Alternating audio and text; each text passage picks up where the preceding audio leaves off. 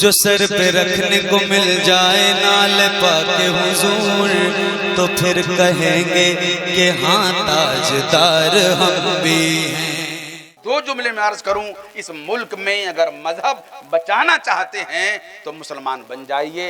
अगर आप मुसलमान वाकई बन गए तो फिर इस मुल्क में मजहब इस्लाम को कोई ख़त्म नहीं कर सकता है। और मजहब इस्लाम तो बचेगा, वो मरेगा नहीं, वो बचेगा।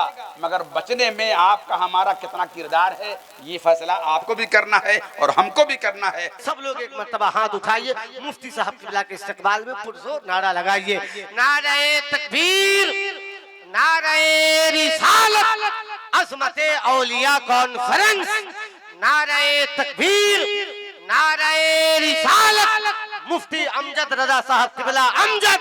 नारे तकबीर, हजरत तशरीफ ला रहे हैं। इस्तकबाल कर रहा हूँ ये कहते हुए कि सलाहुद्दीन की हाजत है, गाजी की जरूरत है, अमल के नूर से किरदार साजी की जरूरत है। फकत जलसा सजाने से मसाइल हल नहीं होंगे, है अक्सर मस्जिदें खाली नमाजी की जरूरत है। नहमदुहु व नुसल्ली व नुसल्लिमु अला हबीबिहिल करीम व अला आलिहि व अस्हाबिहि व ज़ुर्रिय्यातिहि व अहले बैतिहि अजमईन। फ़क़द क़ाल अल्लाहु तबारका व तआला फ़िल क़ुरानिल अज़ीम, अऊज़ु बिल्लाहि मिनश शैतानिर रजीम, बिस्मिल्लाहिर रहमानिर रहीम। व अंतुमुल अलौना इन कुंतुम मोमिनीन। सदक़ल्लाह व बल्लगना रसूलुहुन नबियुल अमीनुल करीम व नहनु अला ज़ालिका लमिनश शाहिदीना व शाकिरीन वल्हम्दुलिल्लाहि रब्बिल आलमीन। काबिल सद-एहतराम हाज़रीन इजलास, मुअज़्ज़ज़ सामईन, ये हमारी और आपकी खुशनसीबी है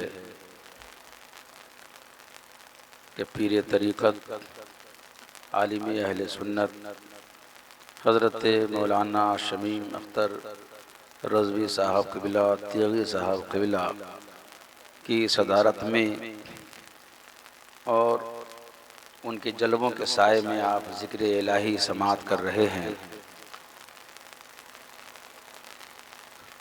स्टेज पे जलवागर जुमला उलमाए किराम, शुराए एज़ाम अपने अपने जज्बे और अपने अपने हिस्से के मुताबिक आपकी बारगाह में दीन की बातें पहुंचाते रहे। बड़ी उम्दा नातें भी आपने समाअत फरमाई और नक़ीब अहले सुन्नत से ज़िंदगी बख्श जुमले भी आपने समाअत किए। अल्लाह तबारक व तआला सबका बोलना कबूल फरमाए और इस बोलने से आपके अंदर बेदारी पैदा करने से जो उनका मकसूद था उसका सिला भी आपको अता फरमाए। मेरे पास भाई आपको देने के लिए सिवाय दर्द के और कुछ नहीं है। मैं अखबार के ज़रिए, हालात हाज़रा के ज़रिए, सोशल मीडिया के ज़रिए जो कुछ देखता रहा हूँ और इस देखने से आगे क्या कुछ होने वाला है वो महसूस करके आपकी बारगाह में ऐसी बातें क्या करूं जिससे आप खुश हो जाए। खुश तो वो होता है जो कुछ पाता है, हमने पाया नहीं है, इस मुल्क में खोया है। लुट जाने वाला रोता है, हंसता नहीं है। हम मुसलसल लुट रहे हैं, हमारा सरमाया छिन रहा है, हमारी शनाख्त छिन रही है, हमारी पहचान छीनी जा रही है।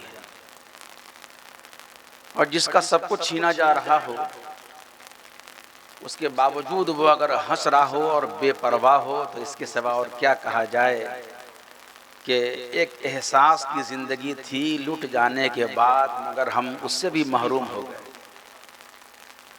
वरना जिसका घर लुट जाए वो हंसेगा नहीं, रोएगा अगर एहसास जिंदा होगा। जिससे उसका माजी छीन लिया जाए, उसकी अजमत छीन ली जाए, उसका वक़ार छीन लिया जाए, जिसका सुकून छीन लिया जाए, बच्चों का मुस्तकबिल छीन लिया जाए, इस्लामी समाज की रूह यानी जो इस्लामी समाज की पहचान है उस पर कदगन लगा दिया जाए, इसके बावजूद भी अगर हम हंसते हैं तो हंसें, मगर ये हंसना पागलपन होगा, उस खुशी का हंसना तो नहीं होगा कि जो रूह की तस्कीन के बाद आदमी के लब मुस्कुराहट खेलती है। हंसना पागलपन की भी अलामत होती है, बेहिसी की भी अलामत होती है। और अफसोस है कि वाकई हम अभी जो जिंदगी जी रहे हैं वो बेहिसी की जिंदगी है। इस बेहिसी की जिंदगी में ईमान की बरकत से हमसे इबादतें भी हो जाती हैं,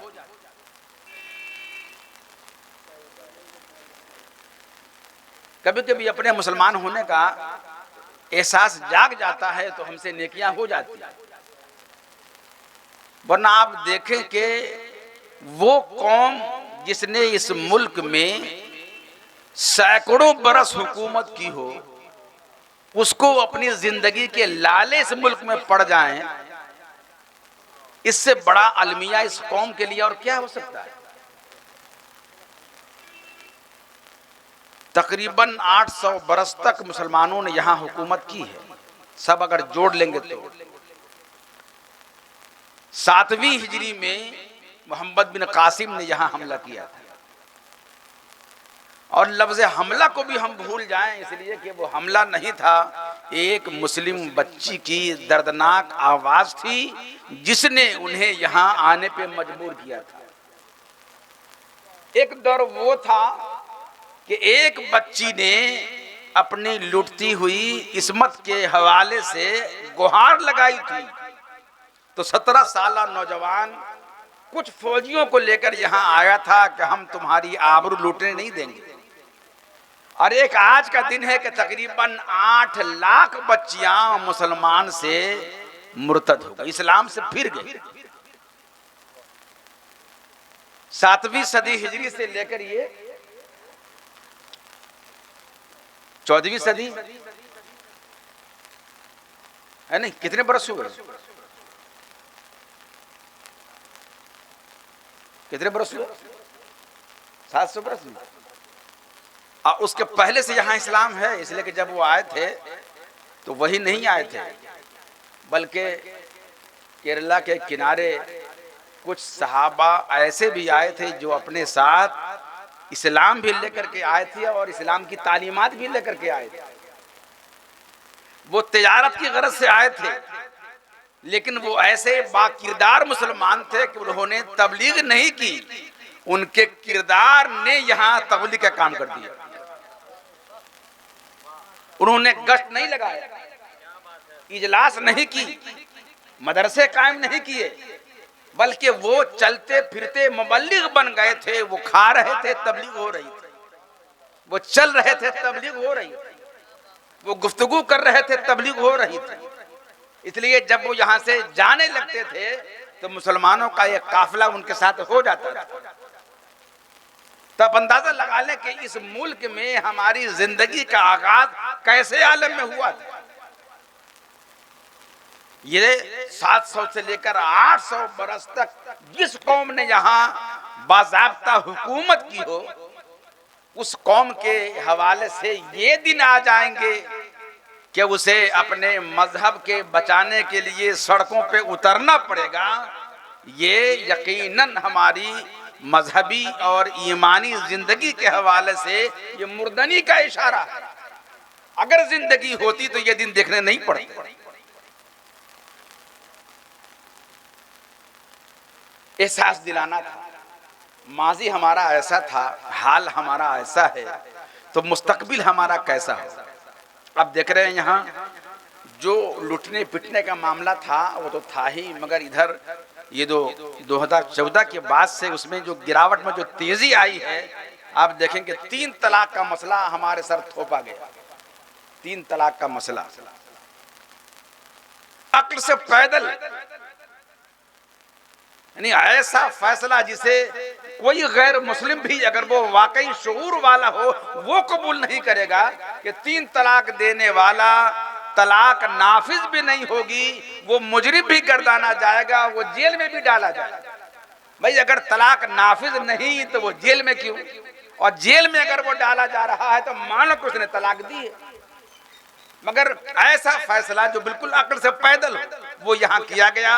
हम जंग लड़ते रहे, इदारे शरिया ने बाज़ाब्ता सुप्रीम कोर्ट में जंग लड़ी है, मगर जब सब महकमे पर उनका कब्जा हो तो फिर फैसले की उम्मीद रखना भी लाजमी। और अभी आप देख लें कि वक्फ बिल ला करके आप पर एक ऐसा पहाड़ गिरा दिया गया है कि कल होकर मस्जिदें आपकी सलामत रहें, यकीन से आप नहीं कर सकते। कब्रिस्तान आपका महफूज रहे, आप यकीन से नहीं कर सकते। मदरसे यहाँ जिंदा रहेंगे, यकीन से आप नहीं कर सकते। और यकीन जाने के जब तक मदरसे जिंदा हैं तब तक इस मुल्क में इस्लाम जिंदा है। मदरसा नहीं रहेगा, यहाँ इस्लाम नहीं रहेगा। मदरसा नहीं रहेगा, मस्जिदें बाकी नहीं रहेंगी। मदरसा बाकी नहीं रहेगा, कोई इमाम आपको नहीं मिलेगा। मदरसा बाकी नहीं रहेगा, कोई दीन की बातें आपको बताने वाला नहीं मिलेगा।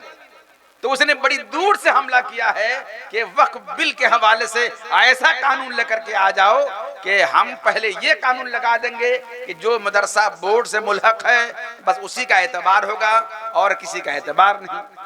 अगर किसी बोर्ड से नहीं है, रजिस्टर्ड नहीं है, तो तलवार झूलेगी उस पर। और अगर आप जाएंगे कराने के लिए रजिस्ट्रेशन तो आप मसले खड़े कर दिए जाएंगे। चंदा आप कहाँ से लेकर के आ रहे हैं, मदरसे आप चला कैसे रहे हैं, इसमें आप पढ़ा क्या रहे हैं। वैसे जो मदरसे वाले हैं वो ये ध्यान में रखें कि कच्ची उम्र में जब तक के आदमी बालिग नहीं हो जाए, आपका कानून कहता है कि उन्हें आप मजहबी किताबें नहीं पढ़ा सकते। मजहबी किताबें पढ़ाना जुर्म है। जब इलाहाबाद हाई कोर्ट ने यूपी के मदरसे पर तलवार लटकाई थी कि इन तमाम को मनसूख करो, इसलिए कि यहाँ मजहबी तालीम होती है और जो बच्चे हैं उनको मजहबी तालीम दी जा रही है, ऐसे आलम में बिहार बोर्ड के मदरसे के हवाले से बात आई थी तो ये कहा गया था कि बिहार के मदरसे महफूज रहेंगे जो बोर्ड से मुलाकात। क्यों? इसलिए कि बिहार बोर्ड का जो निसाब है उस निसाब में शुरू से ही अंग्रेजी को, हिंदी को, हिसाब को सबको लेकर के चला गया है, इसलिए यहाँ कोई तलवार झूलने का मामला नहीं। तो हमारे मदरसों में अपना एक निसाब है जो मजहबी निसाब है, हम वो लेकर के चलते हैं। तो आप अंदाजा लगा लें अगर उन्होंने तलवार का रुख इधर मोड़ दिया कि ये है कि नहीं है, कहाँ क्या कमी है, तो आप यकीन जानिए कि मदरसे बंदी के कगार पे आ जाएंगे। और जब वहां आ जाएंगे तो फिर आप यकीन करें कि जब मदरसा बंद हो जाएगा फिर रफ्ता रफ्ता इस मुल्क से इस्लाम का खात्मा होना शुरू हो जाएगा। उत्तराखंड में हो गया, अंदाजा लगाइए। तो ये हालात हैं। इन हालात को बता करके जो मुझे कहना है यकीन है कि आप कबूल नहीं कीजिएगा, मगर असर करे न करे सुन तले मेरी फरियाद, नहीं है दाद का तालिब ये बंदा है आजाद। हम अपनी बात तो कहेंगे, हमारे पास लतीफा नहीं है, चीखने चिल्लाने का कोई अमल नहीं है, हम कुछ भी नहीं कर सकते, मगर इतना तो है कि अपने जिम्मे जो एक फर्ज है पहुंचा देना। बल्लगू अन्नी वलौ आया, पहुंचा दो मेरी तरफ से, एक ही बात क्यों नहीं हो। तो हालात रख करके हम आपकी बारगाह में वो कुछ रखना चाहते हैं। जरा झांक करके माजी में देखिए कैसा आपका इक़्तिदार था, कैसी आपकी सतवत थी, कैसी आपकी शाहाना जिंदगी थी, कैसा पुरवकार आपका माहौल था। एक आज का दिन है और जो आज है वही कल होगा, इससे बदतर होगा अगर आपका हाल ऐसे ही रह गया। मगर इसी मुल्क में ये हाल हमारा क्यों हुआ है? ये हाल हमारा हुआ इसलिए है कि हमने अपनी पहचान खो दी। सीधी सी बात है, हमने अपनी पहचान खोई है। और जो आदमी अपनी पहचान खो देता है, जो शय अपनी पहचान खो देती है, दुनिया का कोई भी फर्द हो, किसी कौम का भी हो, बल्कि कोई शय भी हो, वो अगर अपनी पहचान खो दे फिर वो रद्दी में डाल देने के लायक है, उसकी कोई इज्जत बाकी नहीं रहती।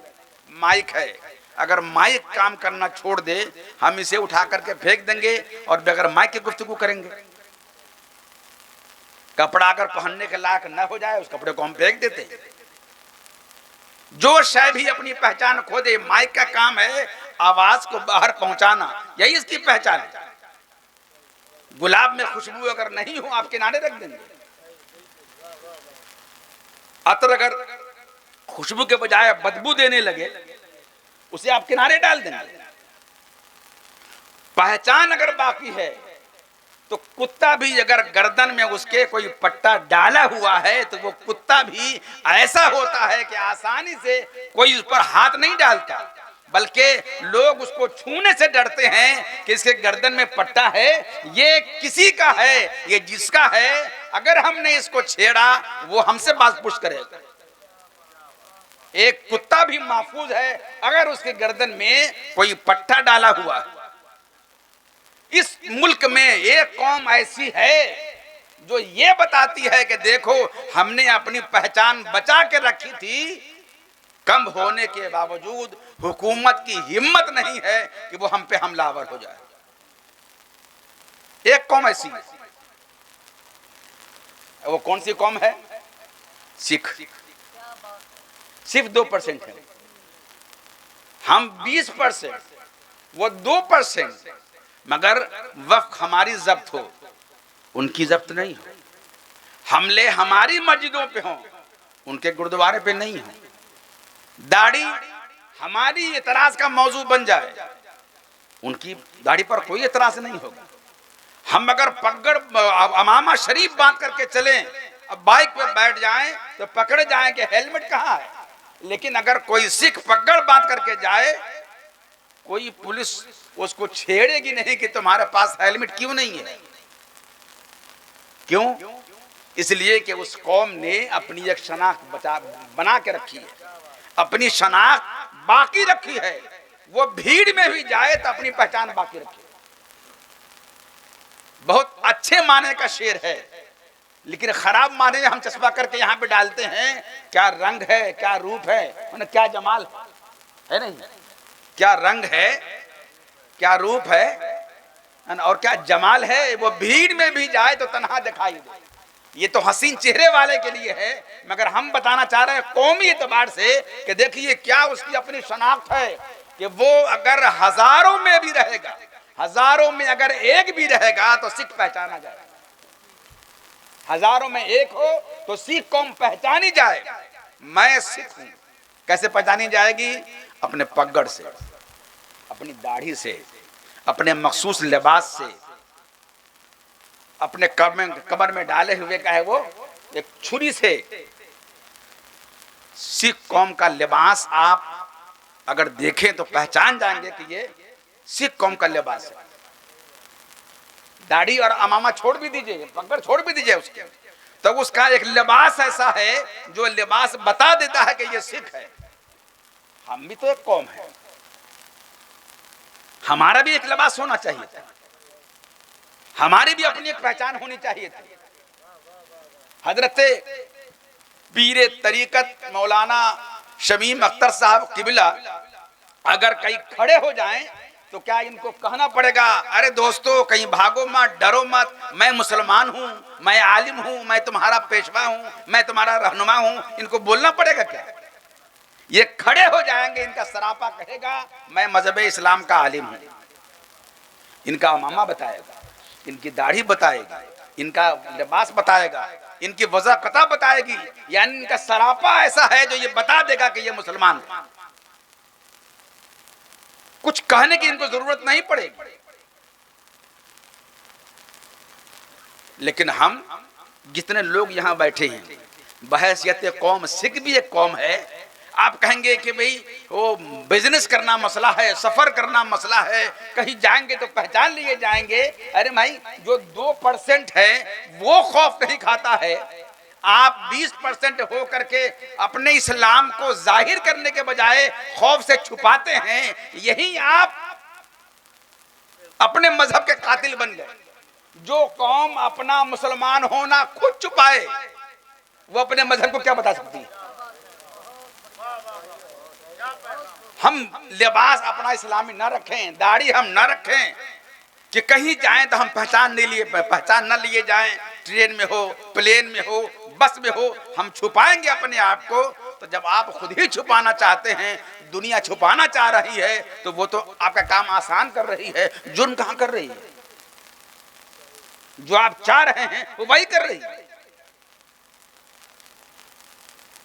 मगर मेरे भाई, अगर इसका मंजर बदल के देखिए, अगर आप मंजर बदल करके देखिए कि अगर बस में मुसलमान सफर कर रहे हैं और हर मुसलमान का अपना एक लिबास है, उसकी अपनी वज़ाक़त है, उसने अपनी शनाख्त छुपाई नहीं है, बाकी रखी है, तो अब यकीन जानिए एक बस में अगर 10 मुसलमान भी होंगे तो वो जाहिर होंगे।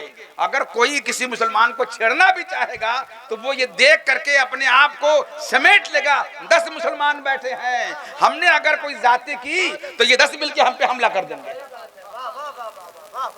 मगर आप अपने अपने लिबास में हैं, आपको खुद नहीं मालूम हो पाता है किसी मुसलमान है कि नहीं। तो जब हम खुद ही अपने भाई के कातिल बन जाएं, दूसरा अगर कत्ल करे तो फिर जाए शिकायत नहीं है, कुछ बोलने का आपको हक नहीं है। क्यों? इसलिए कि ये माहौल आपने खुद ही बनाया। अगर आप चाहते हैं कि इस मुल्क में वाकई इस्लाम बाकी रहे तो इस्लाम बाकी रहेगा तब जब आप मुसलमान रहेंगे। सीधी सी बात, मुसलमान है जब तो इस्लाम है, मुसलमान रहेंगे तो इस्लाम रहेगा, और जब मुसलमान रहेंगे तो मस्जिदें रहेंगी, मुसलमान रहेंगे तो मदरसा रहेगा, मुसलमान रहेंगे तो कब्रिस्तान रहेगा, मुसलमान रहेंगे तो ईदगाहें रहेंगी, मुसलमान रहेंगे तो दरगाहें खानकाहें रहेंगी। लेकिन अगर मुसलमान आप नहीं रहेंगे, याद कीजिए एक तारीख आपके पास है स्पेन की तारीख आपके पास है, वहां भी मुसलमानों ने 800 बरस हुकूमत की थी। डॉक्टर इकबाल की जो नज़म है मस्जिद कुर्तुबा पे, पूरी एक नज़म है मस्जिद कुर्तुबा, क्या शानदार मस्जिद है। वो गए, उनकी पलकें भीग गई, रो पड़े, और वही एक नज़म कही उस मस्जिद के हवाले से। आदमी देखे उस मस्जिद को फिर देखता ही रहे, कैसी आलीशान मस्जिद, कैसे उसके पाए हैं। मगर 800 बरस हुकूमत करने के बाद मुसलमान वहां से एक एक करके ऐसे निकाल दिए गए कि आज वहां आपको कोई मुसलमान नहीं मिलेगा। ऐसे अमेरिका में मुसलमान होने को हो जाएं, चीन में मुसलमान होने को हो जाएं, तो वहां भी कुछ मिल जाएंगे आपको, ये अलग बात। लेकिन जिस मुल्क में मुसलमानों ने 800 बरस हुकूमत की थी, उस मुल्क में मुसलमान नहीं। क्यों? अब कैसे हुआ? तो वो वैसे ही हुआ है जैसे आप चल रहे हैं। बड़ी तल्ख बात है, मगर हकीकत है कि जिस राह पे उस मुल्क के लोग मुसलमान चले थे, उसी राह पे हम चल रहे हैं। उन्होंने अपनी मजहबी शनाख्त खोई थी और हम भी अपनी मजहबी शनाख्त खो रहे हैं। मजहबी शनाख्त खो जाने के बाद आदमी आहिस्ता आहिस्ता आहिस्ता आहिस्ता क्या क्या खोता है मालूम है? अच्छा, ये मजहब और कौम बाकी रहने के लिए क्या कुछ बाकी रखना जरूरी है? पहली बात, जुबान। जिस कौम की जुबान जिंदा है वो कौम जिंदा रहेगी। आपकी अपनी जुबान यहाँ क्या है? उर्दू। इस मुल्क की जबान हिंदी है, हमें कबूल है। जब आइन ने हमें जो कुछ दिया है वो कबूल है तो सब कबूल है। लेकिन अगर कोई कहे कि मादरी जुबान क्या है तो उर्दू, मगर आपको मालूम है कि उर्दू जुबान का भी जनाजा निकाला जा रहा है। आहिस्ते आहिस्ते उस जबान के भी खत्म कर देने के लिए सारी तैयारियां उन्होंने कर ली और जबान मरती जा रही है। जिस कौम की जुबान मर जाए वो कौम मर जाती है। लिबास, शादी ब्याह, लेन देन, समाजी मामलात, उन तमाम में आप देखें कहाँ ये लगता है कि आप वाकई शादी भी कर रहे हैं तो इस्लामी रस्म रिवाज के मुताबिक। समाजी जिंदगी है तो कहाँ ये मालूम होता है कि ये वाकई मुसलमानों ही का मामला। खल्त मल्त मामला बना दिया आपने। इस मुल्क में बावकार जीने के लिए यकीनन मेरे भाई आपको नारे तकबीर, नारे रिसालत, हजरत अल्लामा तबारकुल हसन साहब चतुर्वेदी, उलमाए अहले सुन्नत।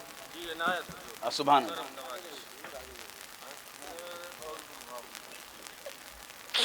माशाअल्लाह। हजरत मौलाना तबारकुल चतुर्वेदी साहब तशरीफ ले आए। आप उनसे उनकी पूरा सर गुफ्तगू से बात करेंगे। दुरूद पाक पढ़ें। अल्लाहुम्मा सल्ली अला सय्यिदना मौलाना मुहम्मदिन बारिक वसल्लिम सलातन व सलामन अलैका या रसूलल्लाह सल्लल्लाहु तबारक व तआला अलैहि वसल्लम। कौमी शनाख्त जो आपकी है, जो इस्लामी शनाख्त आपकी है, उस इस्लामी शनाख्त को अगर आप वाकई बचाना चाहते हैं तो आप बचा लें। अगर आपने अपनी पहचान बचा ली है तो आपने अपनी पहचान बचा ली, मजहब यहाँ आपका बच जाएगा। अपनी पहचान आपने बचा ली, इस्लाम यहाँ बच जाएगा, मदरसे यहाँ बच जाएंगे, मस्जिदें बच जाएंगी, कब्रिस्तान आपका बच जाएगा। मगर कब? जब पहले आप ये तय करेंगे कि मुझे यहाँ इस्लाम बचाना है। इस्लाम बचाने के लिए बात सड़कों पे आने से नहीं होगा। इनकलाब अगर लाना है तो इनकलाब अपने अंदर से लाइए, अपने अंदर से इनकलाब लाइए, अपने घर को इस्लामी बनाइए। मोदी और अमित शाह नहीं आ रहे हैं आपके पास ये कहने के लिए कि आप अपने घर में इस्लामी कानून नाफिज करें, मना करने के लिए आ रहे हैं। आप अगर अपने घर का निजाम बनाएं, मुझे 10:30 बजे इशा की नमाज पढ़ने के बाद अपने घर के सारे अफराद के साथ बैठ के खाना खाना है, 10:30 बजे हमें सो जाना है, फजर की नमाज के लिए हमें उठ जाना है, फजर की नमाज जमात से पढ़नी है, औरतें घरों में नमाज पढ़ेंगी, नमाज के बाद तिलावत होगी, तिलावत के बाद जिनको जिस काम के लिए जाना है वो जाएंगे, नमाज की पाबंदी होगी, पढ़ाई पर खास जोर होगा, फिर जोहर की नमाज होगी, खाना साथ खाएंगे, फिर जिस काम के लिए जाना है जाएंगे। यानी जो इस्लामी ज़ाब्ता है, इस्लामी ज़ाब्ते का एक खाका बना करके हर फर्द अपने घर में एक कानून बना करके चार्ट लगा दे कि हमारे घर का निज़ाम ये। मेहमान भी अगर आए तो पहले उसे पढ़ लें कि आप ऐसा नहीं है कि हमारे घर में सब नमाज पढ़ेंगे तो आप सोए रहेंगे, या नहीं चलेगा। चार्ट हमारा पढ़ लीजिए, हमारे घर में मेहमान आए हैं तो मेहमानों को भी नमाज पढ़ना ही होगा। एक निजाम बना लीजिए। अगर आपने दूसरों पर तनकीद करने के बजाय अपने घर को आपने अगर इस्लामी बना लिया है तो आप देखिए, अगर एक मोहल्ले का हर घर इस्लामी हो गया, इसका मतलब यह है कि वो समाज इस्लामी हो गया। ये तो बड़ा आसान है आपके लिए। अपने घर को सजा लीजिए। और दूसरी बात, अपने बच्चों को वाकई ये नारा महज नारा न रहे कि एक रोटी खाएंगे, सूखी रोटी खाएंगे, सादा रोटी खाएंगे, मगर बच्चों को पढ़ाएंगे। कहाँ पढ़ा रहे हैं?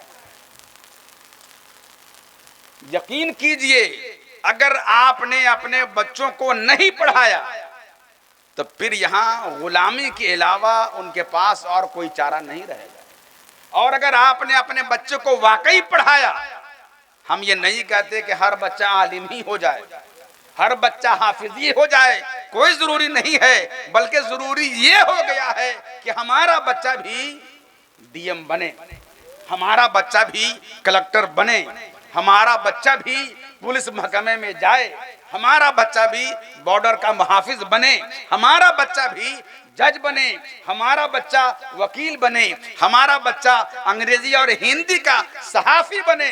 अगर आपने इन तमाम महकमे में अपना आदमी खड़ा कर दिया है तो आप यकीन जानिए 5 साल के बाद यहाँ का मंजर बदलने लगेगा। अगर मंजर बदलना है तो जीने का एक माहौल बनाइए। अगर मंजर बदलना है, कमा लिया, करोड़ों रुपए कमा लिया, बिल्डिंग खरीद ली, जमीन खरीद ली, गाड़ियां आपने खरीद ली, उससे मजहब बचने वाला नहीं है, उससे यहाँ इस्लाम बचने वाला नहीं है। आप अपने फर्द में अच्छे हो गए, लेकिन अगर मजहब नहीं बचेगा तो आपकी जमीन भी नहीं बचेगी, मकान भी आपका नहीं बचेगा, प्रॉपर्टी भी आपकी नहीं बचेगी। अगर आप सब बचाना चाहते हैं तो सबसे पहले अपनी शनाख्त, अपनी कौमियत और अपने मजहब को बचाइए। और मजहब अगर आपका बच गया तो जो कुछ आपका है वो बच जाएगा। आज हम क्या जंग लड़ रहे हैं? वक्फ के हवाले से जंग लड़ रहे हैं। अगर उन्होंने पाबंदी लगा दी, अब मामला डीएम के हाथ में आ गया, अजान नहीं देनी है, तो कहां कहां लड़िएगा, कहां कहां जंग कीजिएगा। इसलिए मजहब अगर बच गया तो आप बच जाएंगे। और मजहब को बचाने के लिए आपका मुसलमान होना बहुत जरूरी है। और आप अगर मुसलमान हो जाएंगे तो फिर ये तय करेंगे कि मुस्तकबिल हमारा ताबनाक हो जाए। जिस बच्चे के पैर में कांटा चुभना गवारा नहीं है, वो आगे तलवार की नोक से कैसे महफूज रहे, ये अगर आप सोचेंगे तो अपने बच्चों को आप पढ़ाना चाहेंगे। लिहाजा मेरे भाई अपने बच्चों को पढ़ाइए, अपनी बच्चियों को पढ़ाइए, पढ़ने का एक माहौल बनाइए। और सिर्फ आलिम और हाफिज नहीं, हर महकमे में हमारा बच्चा कैसे जाएगा आप वो कोशिश कीजिए। अगर आपको खुदा पाक ने दौलत दी है तो दौलत को घर का कैदी बनाकर रखने के बजाय कौम के बच्चे कैसे पढ़ेंगे इस तरफ आपने दौलत को लगाइए। इसलिए कि आपने अगर वाकई दौलत का ऐसा इस्तेमाल किया है उससे आपकी दुनिया भी संवर जाएगी, आपकी आखिरत भी संवर जाएगी और इस मुल्क में मजहब इस्लाम को तवानाई भी मिल जाएगी। मैं अपनी गुफ्तगू को समेट लूँ, इसलिए कि हम ये देख रहे हैं कि 2 बजते बजते आपकी क्या जो जहनी ताकत है वो बिल्कुल अब खाबिदगी की तरफ जा रही, सोने का माहौल आपका हो रहा है। मगर जो मैंने बातें अर्ज की हैं, किसी एक के दिल में भी अगर ये बात बैठ गई कि हमें अपनी कौमी शनाख्त के साथ जीना है तो कौमी शनाख्त का ताल्लुक लिबास से, इस्लामी लिबास से है, इस्लामी लिबास का पास कीजिए। कौमी शनाख्त का ताल्लुक आपकी तालीम से है, आप इल्म की तरफ रुझान पैदा कीजिए। कौमी शनाख्त का ताल्लुक आपके मजहबी बेदारी से है, मजहबी बेदारी लाइए। मस्जिदों को हमेशा आबाद रखिए, अपने घर को इस्लामी बनाए रखिए। अपने बच्चों को स्कूल भेजने से पहले दीन क्या है इतना ज़रूर पढ़ा दीजिए ताकि बच्चा आपका जहाँ जाए वहाँ वो मुसलमान रहे। इस हवाले से हमने अपनी एक किताब भी लिखी है, वो किताब भी इंशाअल्लाह आएगी, हम आप तक पहुँचाएंगे कि इस मुल्क में अगर वाकई अपने मजहब को बचाना है कितनी सूरतें ऐसी हैं जहाँ हमको उस पर अमल करना इंतहाई ज़रूरी है। इंशाअल्लाह रहमान वो किताब उर्दू में और हिंदी में आप तक पहुंचेगी और आप अगर उसके किसी शिक पर भी आपने अगर अपने बच्चों को लगा दिया तो इंशाअल्लाह रहमान हम ये कह सकेंगे कि आज अगरचे हमारा बिगड़ा हुआ है मगर आज ही से अगर हमने संवारने की कोशिश की तो इंशाअल्लाह 5 साल के अंदर एक बेदारी आएगी। और जो अभी मामला है कि हमारा सर है उनके हाथ में पत्थर है, इंशाअल्लाह मामला पलट जाएगा और फिर ये होगा कि जरा सोचो अगर मंजर बदल जाए तो कैसा, जरा सोचो अगर मंजर बदल जाए तो कैसा हो, मेरा सर और तेरा पत्थर बदल जाए तो कैसा हो। आज हमारा सर है, तुम्हारे हाथ में पत्थर है, लेकिन वो दिन भी आ सकता है कि सर तुम्हारा होगा और पत्थर हमारे हाथ में होगा। मगर तब का आलम ये होगा कि हम पत्थर को चलाने से पहले सोचेंगे हमारे मजहब ने जुल्म करने से रोका है, हमारे मजहब ने न मजलूम बनना सिखाया है और न जालिम बनना सिखाया है। बहुत मुमकिन है कि हमारे हाथ में पत्थर आए मगर वो पत्थर गुलाब बन जाए, इसलिए कि मजहब इस्लाम ने जुल्म के बजाय अमन का पैगाम देना सिखाया है। और इसलिए ज़रूरी है इस मुल्क में अगर इंसाफ का माहौल लाना है तो फिर आपको ही हाकिम बनना पड़ेगा। इस मुल्क को आपकी ज़रूरत है, आपके इल्म की ज़रूरत है, इक़्तिदार में आपको आने की ज़रूरत है। इस्लामी जो हिंदुस्तानी आइन है उस आइन के दायरे में रह करके मगर हमें इक़्तिदार में आना पड़ेगा। आज जितनी पार्टियां हैं उन तमाम पार्टियों में उनकी अक्सरियत, हमारा काम सिर्फ ये रह गया है कि हम दरी ढोएं, हम नारा लगाएं, उनका झंडा उठाएं। इस फिक्र को भी बदलिए, अपने से अपने दरमियान में किसी को अपना लीडर चुनिए, किसी को अपना कायद चुनिए। मस्जिद में जाने के बाद भी अगर कोई इमाम न हो तो अफरा तफरी का आलम होता है। अगर इमाम न हो तो क्या होगा, अफरा तफरी का आलम होगा। फिर आदमी तन्हा तन्हा नमाज पढ़ लेगा मगर जमात तो रह गई। मस्जिद है मगर जमात नहीं है अगर कोई इमाम नहीं है तो।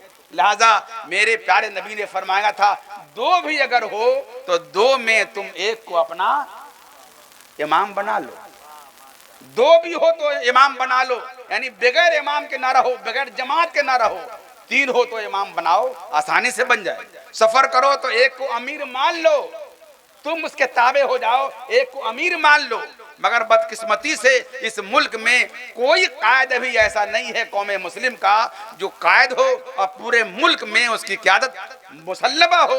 यही हमारा कायद है। मुल्क जाने दीजिए, पूरे बिहार में ले लीजिए, पूरे बिहार में हम कहें कि हाँ भाई मेरा एक कायद है, किसी ने कायद माना किसी को? कोई ये कायद हमारा है, इसका मतलब ये कि जमात के लिए आदमी मौजूद हैं मगर कोई इमाम नहीं है। आज जब इमाम नहीं होगा तो अफरा तफरी का आलम तो होगा। इसलिए आप बड़ी जमात जाने दीजिए, एक मोहल्ले में है, मोहल्ले की कमेटी बना लीजिए, एक इमाम चुन लीजिए। मोहल्ले की कमेटी बनाइए, इमाम चुनिए। उसका काम क्या होगा? इस घर में इस पूरे समाज में कोई बेपढ़ा नहीं रहेगा, कोई बच्चा पढ़ाई के वक्त में अपने घर में नहीं रहेगा, सब स्कूल जाएगा। बच्चियां अगर स्कूल जा रही हैं, कॉलेज जा रही हैं या ट्यूशन के लिए जा रही हैं तो तीसरी आंख देखती रहेगी ये पढ़ने के लिए जा रही है और पढ़ करके ही आ रही है, कहीं और नहीं जा रही है। अगर घर को संवारना है तो अपनी बच्चियों के हाथ में मोबाइल न दें, अपने बच्चों के हाथ में मोबाइल न दें। लेकिन अगर आपने दे दिया है तो फिर ये पाबंदी लगा दीजिए कि 10:30 बजे सारा मोबाइल ला करके गार्जियन के पास जमा कर दो। अगर इतनी हिम्मत बाप माँ में है तो वो करके देखें, इसलिए कि बच्चे को नहीं मालूम कि उसके हाथ में मोबाइल है। वो मोबाइल नहीं है, वो आपका वो हथियार है जिससे आप खुदकुशी कर रहे हो। उसमें गेम देख करके हो, फिल्म देख करके हो, जो भी आप उसमें वक्त जाया कर रहे हो वो आपके मुस्तकबिल का कातिल है, वो आपका भविष्य मार रहा है, वो आपको कत्ल कर रहा है। लेकिन वालिदैन की जिम्मेदारी बनती है कि अगर मोबाइल दिया है तो वो मोबाइल उसके लिए लाइब्रेरी बन जाए, निगाह रखे। वो मोबाइल उसके लिए तालीम की वो इफ्जाइश का जाति का जरिया बन जाए, वो निगाह रखे अपने घर में। अगर एक निज़ाम बना लिया है तो अल्लाह तबारक व तआला यकीनन उस निज़ाम के सदक़े में आपके घर को संवारेगा, मुस्तकबिल बच्चों का रोशन होगा और आप भी मरने से पहले ये सुकून अपने अंदर महसूस करेंगे कि जो एक बाप का फर्ज था, मैंने बाप होने की हैसियत से अपना फर्ज पूरा किया है। लिहाजा मैं अपनी गुफ्तगू अब 2 जुमले में अर्ज करूं, इस मुल्क में अगर मजहब बचाना चाहते हैं तो मुसलमान बन जाइए। अगर आप मुसलमान वाकई बन गए तो फिर इस मुल्क में मजहब इस्लाम को कोई ख़त्म नहीं कर सकता है और मजहब इस्लाम तो बचेगा, वो मरेगा नहीं, वो बचेगा।